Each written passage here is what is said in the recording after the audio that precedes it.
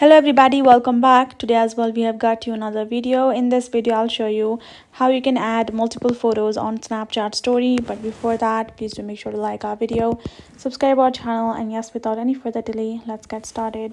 So for that, simply go ahead, open up your particular Snapchat app. Once you have opened up your Snapchat app, this is how the interface gonna look like. And to add multiple photos in your story is actually very easy, but you have to make sure when you go to your profile and go to your story section, you can see multiple stories there. In one story there won't be multiple pictures, there will be multiple stories likewise. So for example, I'm gonna go ahead, go to the section of picture, and I'm gonna choose a camera roll, and I'm gonna choose the picture that I want to share on my story. Right, I'm gonna select the pictures and then tap on this next button at the bottom.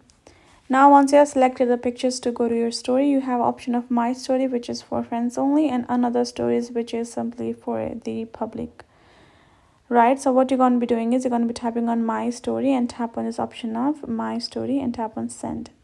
You can see the sending on top, and now it has been sent. Now go back, and when you go to your profile, go to your stories, you can see the stories has been there, it has been added, and the stories are multiple.